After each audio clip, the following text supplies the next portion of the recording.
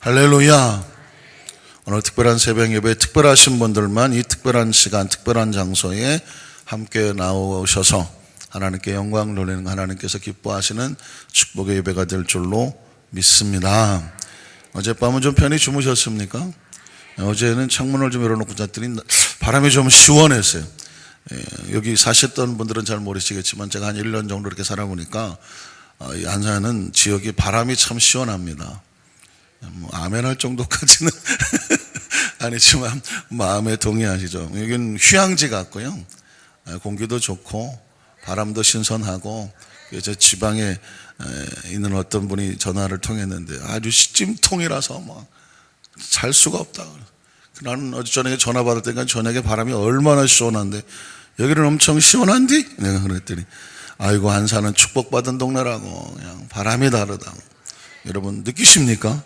여러분 이만한 데가 없어요. 그래서 오죽하면 늘 하는 얘기지만 이스라엘은 가나안 땅이 있고 대한민국에는 가나안 산도 있고 바람도 있다.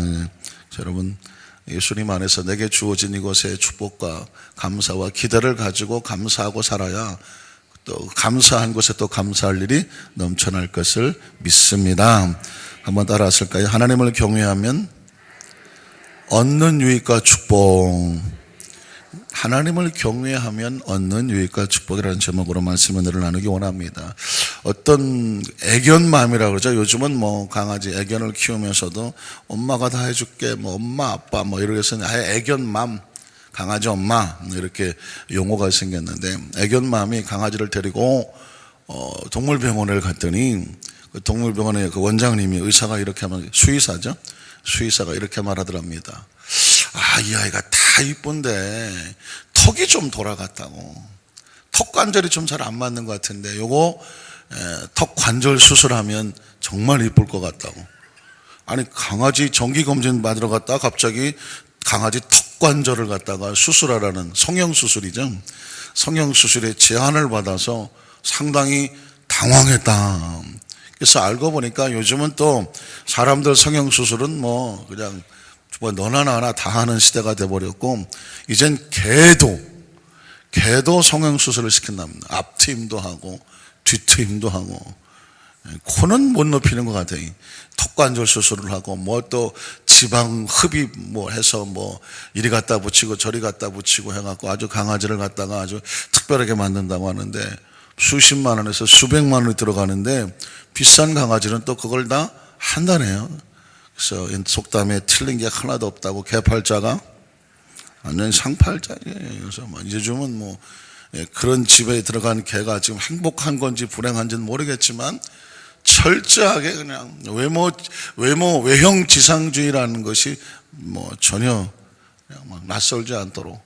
요즘 여러분 혹시 아십니까? 저도 학교 주변에 집 앞에 학교가 이렇게 있어서 보면 뭐 초딩, 중딩, 특히 중딩만 되면 그냥 얼굴에 그냥 화장을 이렇게 하시고 다니시는지, 그렇지 않아도 보기만 해도 예쁠 수밖에 없는 나이인데 화장을 갖다 막 떡을 막 칠해서 얘가 중학생인가 고등학생인가 뭐 이런 것들에서 얼마나 외형 지상주의에 물들어 있는지도 알죠.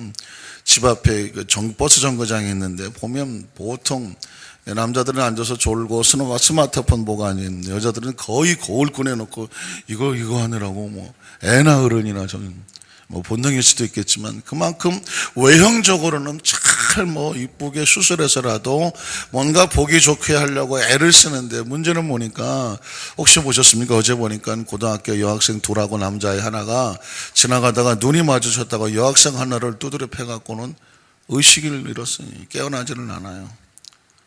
아니, 겉은 그렇게 멋있고 예쁘게 꾸미려고 하는데 속은 어쩌면 그렇게 잔인할 수 있고 폭력적일 수가 있을지. 지나가다 눈 하나 잡으면, 남자들끼리 얘기가 아닙니다. 여고생끼리 붙어서 남자 하나가 가세한 건데 한 애를 얼마나 두드려 길에다가 의식불명을 만들어 놨는지 뭐 의식을 깨어나지 거의 뭐 의식이 없는 상태로 만들어 버렸다는. 물론 그냥 흔하게 벌어지는 상황이었을지 모르지만 이게 뭘 얘기합니까? 겉은 화려해지려고 하는지 모르지만 속은 점점 비어져가는 가슴 아픈 모습이 보지 않습니까? 최근에 충신교회 박전수 목사님, 혹시 이제 원로 목사님 되신 것 같은데, 그 목사님이 이제 상담을 하시는 코너에 보니까 한 새신자, 새 가족이 상담을 했어요. 목사님 하면서 자기가 섬기는 교회에 직분을 말하기는 좀 그렇고 하여튼 간에 교회를 오래 다니신 분이 계시는데 그분이 모든 예배에 빠지도 않아요. 봉사도 열심히고 겉으로 볼 때는 그냥 기도 생활도 열심히 해서 전혀 저렇게 신앙생활 잘하시나? 그런데 이 새 가족, 이 성도의 눈에 보면은 구역 예배든 무슨 예배든 모이기만 하면 입에서 나오는 건 온통 막 원망, 불평에, 험담에 그냥 이 사람 저 사람 말에 새 가족 이 성도가 볼 때 이 교회를 나와야 되나 말아야 되나 고민이 되고 갈등이 돼서 그 목사님에게 상담을 했더라고요. 가만히 얘기를 들어보니까 같이 강아지하고 별 다를 게 없는 것 같은 생각이 드는 거예요. 겉모습은 막 화려하게 은혜를 받은 것 같은데 왜 속사람은 전혀 변화가 안 돼서 오히려 새가족, 새신자들에게 어떻게 이게 내가 귀교회 다녀야 되나 말아야 되나 고민거리가 됐을까 하는 얘기를, 그런 생각을 해보면서 이게 뭐가 어디서 잘못된 걸까? 혹시 우리 이야기는 아닐까? 내 이야기는 아닐까? 스스로 거울처럼 비춰보지 않을 수가 없었다는 겁니다. 우리는 겉으로의 모습은 상당히 신경을 써서 화려하려고 애를 쓰나 정말 우리의 속사람도 가만히 있어도 예수 그리스도의 향기와 신앙의 모습이 그냥 물씬물씬거리면서 다른 사람의 은혜를 끼칠 만한 그런 속의 모습도 꽉 차 있어야 되는 것은 아닌가라는 것을 깨닫게 되죠. 오늘 잠언이라는 이 성경 말씀을 함께 나누면서 과연 이 잠언은 우리에게 왜 무슨 소리를 하고 싶어 하는가? 잠언이 주는 목적이 뭘까? 이미 1장에 여러분 함께 말씀을 나눈 적이 있지만 더더욱 이 시대 속에 잠언이 필요하다. 이유는 뭐냐면 잠언 1장 1절로 5절에 보면 이 하나님 말씀을 통해서 우리를 이렇게 하기를 원하신다는 목적이 있는데요.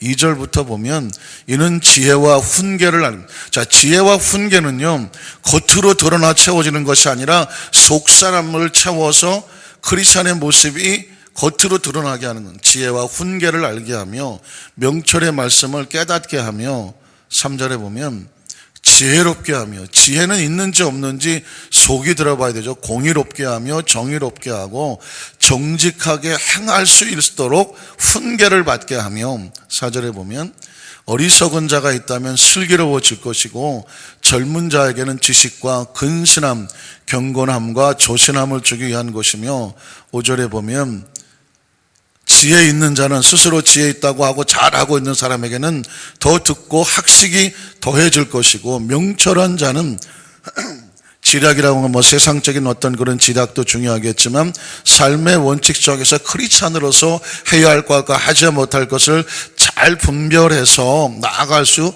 있도록 만들어주는. 그러니까 우리가 특별히 우리 순복음교회의 순복음 신앙을 가지고 있는 성도들 입장에서 본다면 성령의 충만한 능력이 은혜로 겉으로 나타나야 함과 동시에 우리의 의식과 사고 속에, 우리의 마음 속에, 생각 속에는 하나님의 말씀으로 무장이 잘 돼서 지혜롭고 의롭고 공의롭고 정직하고 슬기롭고 늘 행동에 근신하고 경건하고 조심해지는, 그래서 은혜와 진리가 충만하게 무장이 되어야 하는, 그래야 나 혼자 신앙생활 하는 것이 아니라 우리가 교회 직분자가 되거나 신앙생활을 더 많이 하게 됐을 경우에 새로 믿는 크리스찬들에게, 새가족, 새신자들이 볼 때에 신앙생활을 하고 직분생활을 하면서 봉사하는 모습 속에, 저분의 모습 속에서 은혜와 함께 그 속에 경건하고 지혜로운 신앙의 모습이 흘러나와서 아무 말 하지 않아도 새신자, 새가족들이 볼 때에 나도 저런 신앙의 모습을 갖췄으면 좋겠다라고 한다면 그 사람은 정말 겉사람도 아름답고 속사람도 아름다운, 정말 모든 사람 존경만한, 또 주님이 사랑하시는 귀한 신앙의 모습이 되리라고 믿습니다. 잠언의 말씀을 계속 나누다 보면 지혜란 말이 나오는데, 지혜라고 말하면 마치 뭐 영어로 말하면 뭐 위즈덤에서 머릿속에서 나오는 것처럼 생각하는데 어떤 상황 속에서 뭐 지식 있고 지혜롭고 뭐 이런 것도 필요한데 잠언은 정의하기를 지혜가 뭐냐? 지식이 뭐냐? 잠언 1장 7절은 평생 우리 마음속에 잊지 말아야 되는 건데요. 잠언 읽어볼까요? 야훼를 경외하는 것이 지식이요, 지혜요, 명철이요, 경건이요. 믿으십니까? 하나님을 경외하는 거예요.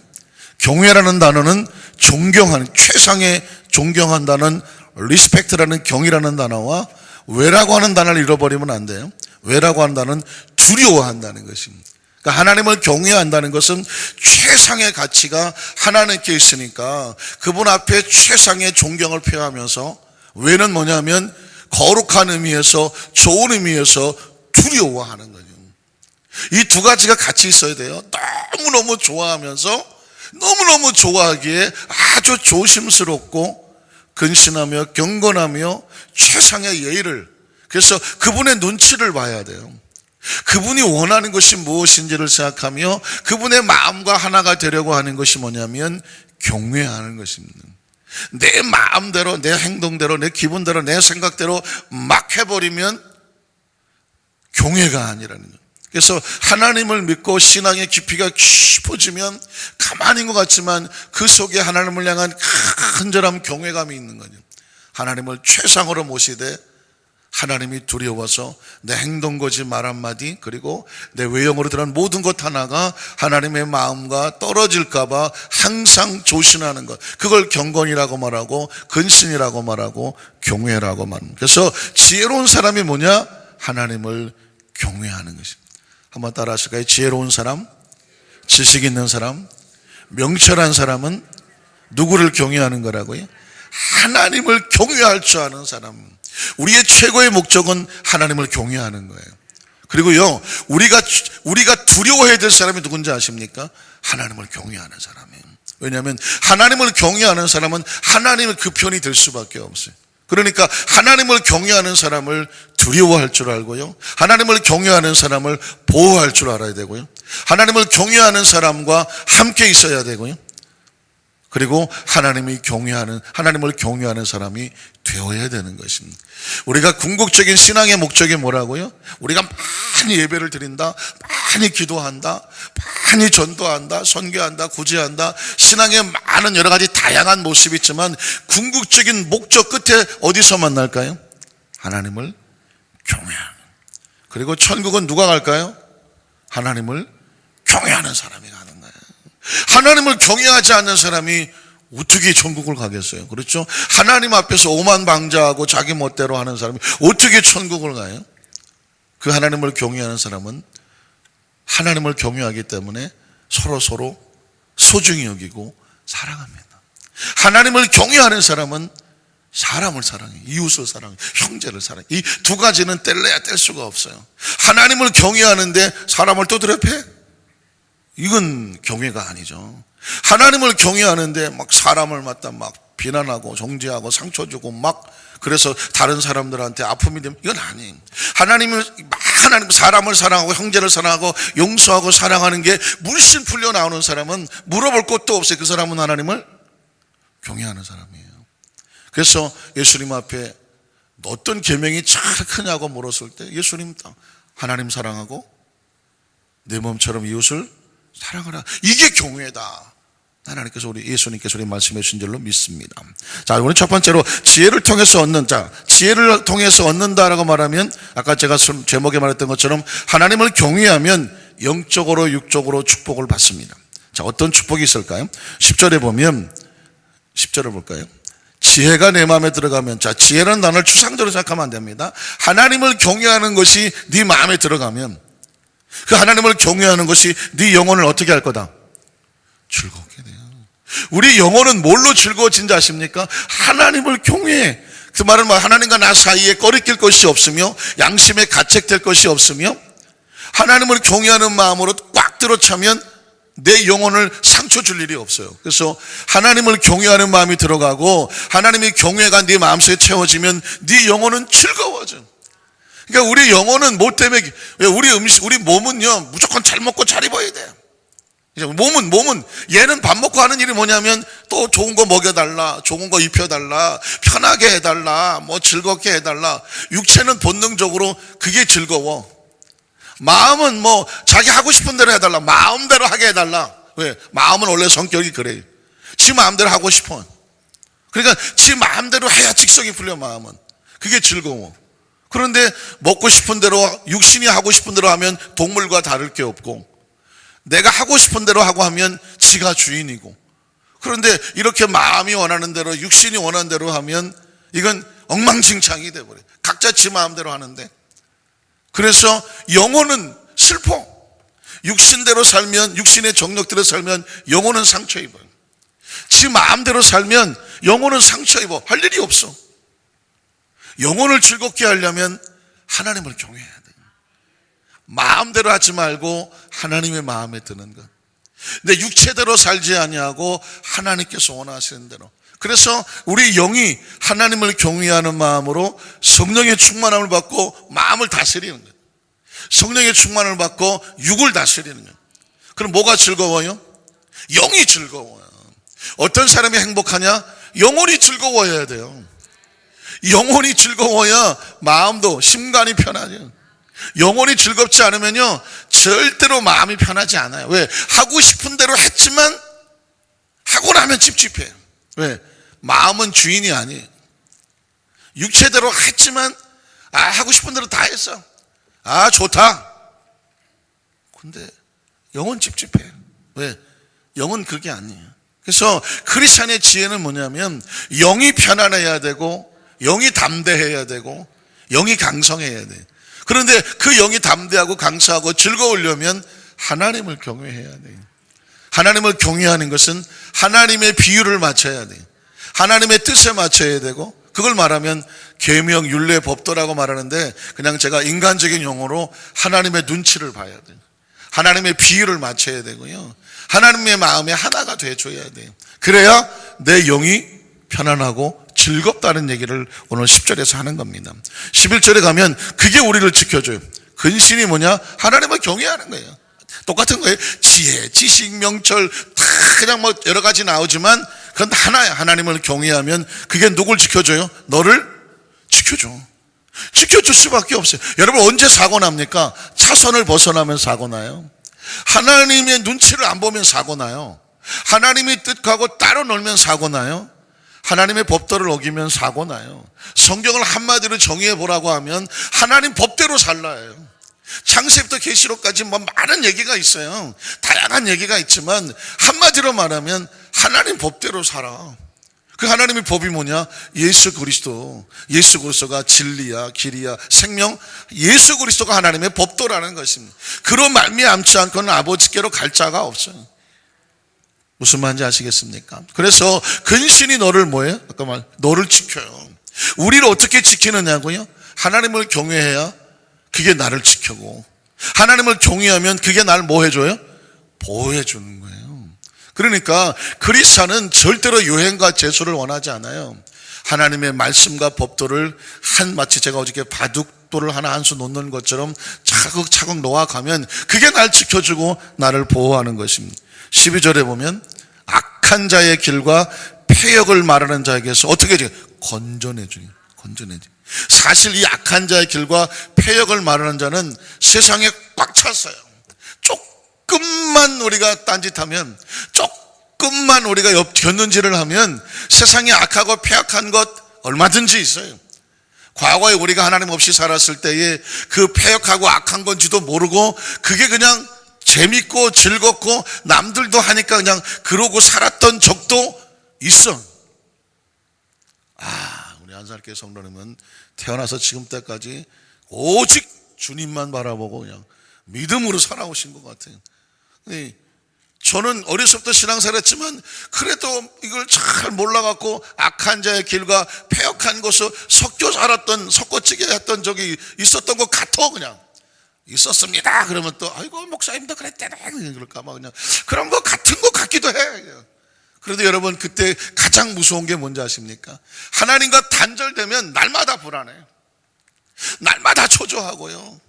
날마다 마음이 슬프고 날마다 외로워. 날마다 스스로. 왜? 영혼이 안 즐거우니까. 스스로 보호해야 되는 거예요.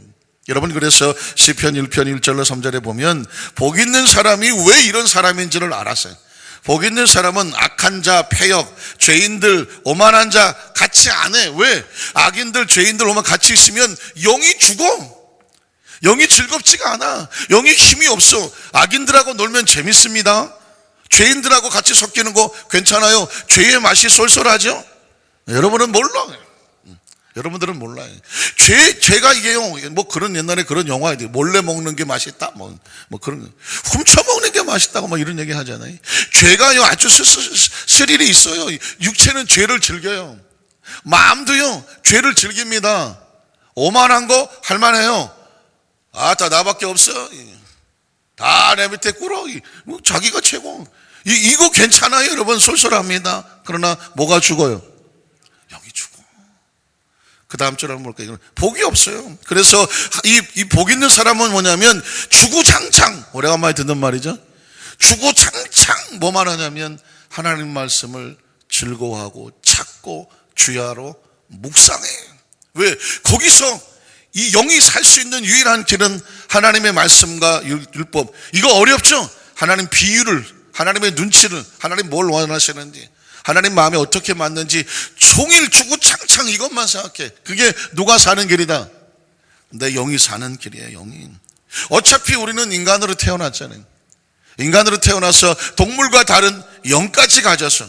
육도 있고 마음도 있고 혼도 있지만 영까지 가졌어. 그러니 사람의 짐승과 다른 건 뭐냐면 영을 보호해야 돼요. 영을 보호해야 돼. 어차피 세상에 믿지 않는 사람은 영이 죽어버려서 보호할 것도 없어. 그냥 하고 싶은 대로 살면 돼. 그러다가 패가 망신하는 거예요. 그러나 그리스도인들은 영을 살려야 돼. 그 영을 살려야 돼요.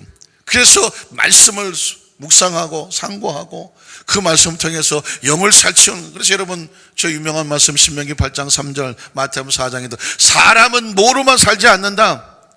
떡으로만 살지 않는다. 땅으로만 살지 않는다. 왜? 떡이라고 하는 것은 먹으면서 육체를 배부르게 하고 맛있는 거 먹어서 마음이 즐겁고 좋아. 이게 다가 아니다. 하나님 위에서 나오는 말씀으로 뭐가 살아요? 영이 살지. 영이 살아야 마음이 편안해. 어디 갔다 나와도 담대. 마음이 편안해야 육체도 강건한 거예요. 그래서 우리 영과 혼과 육은 뗄래야 뗄 수가 없어요. 이게 붙어 있는 거예요. 그래서 어떤 사람은 영혼과 육신이라고 이렇게 이분법으로 나누기도 하고, 또 어떤 사람은 영과 혼과 육 3분법으로 나누기도 하는데, 어쨌든 보이지 않는 영혼과 보이는 육체가 뗄래야 뗄 수가 없어요. 그래서 여러분, 요즘 뭐 스포츠도 그렇고 과학도 그렇고 심리학이라는 것이 나오게 되는데, 육체가 드러난 것만 가지고는 못 고쳐. 요즘은 의사도 상담해서 상담으로 심리학으로 접근을 합니다. 이 사람이 왜 이런 병이 걸렸을까? 왜 눈이 아플까? 왜 코가 아플까? 왜 입이 아플까? 왜 기관지가 아플까? 왜 갑상선이 아플까? 왜 장이 아플까? 왜 염증이 생겼을까? 왜 암이 생겼을까? 왜 하혈을 할까? 왜 자궁에 근종이 생겼을까? 왜 뼈에 통증이 올까? 왜 피부에 이런 가려움증이 생길까? 이게 왜 그럴 것 같습니까? 옛날엔 무조건 겉만 보고 처방을 했어요. 수술하고 뭐 긁어내고 뭐 싸매어주고. 그런데 이거 가지고 안 나. 왜? 잠시 있다 또 재발하고 또 재발해. 사람이 생각을 했어요. 아하, 시민성이다. 시민성이 뭐냐? 이게 마음에서 왔구나.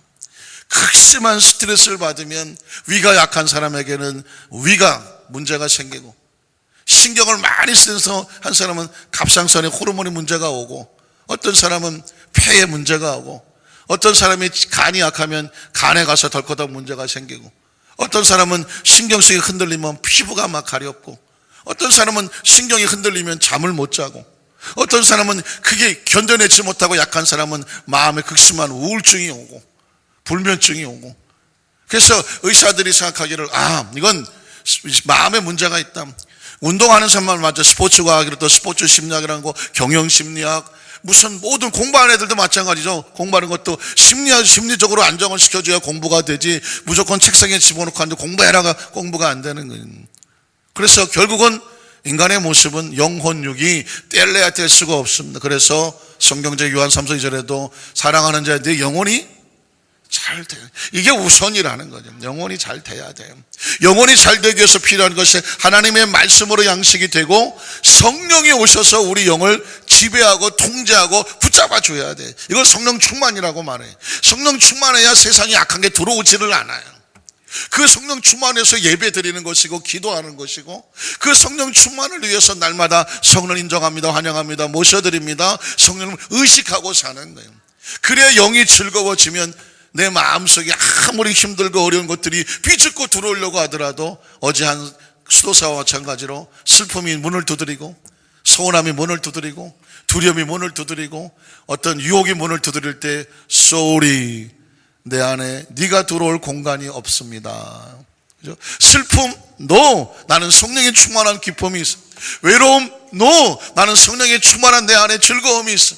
두려움, no, 내 안에 성령이 충만해주는 담대함이 있어. 그러니까 이런 것들이 내 안에 마음에 들어올 스페이스가 없어. 룸이 없어. 공간이 없어. 빈틈이 없어. 여지가 없어.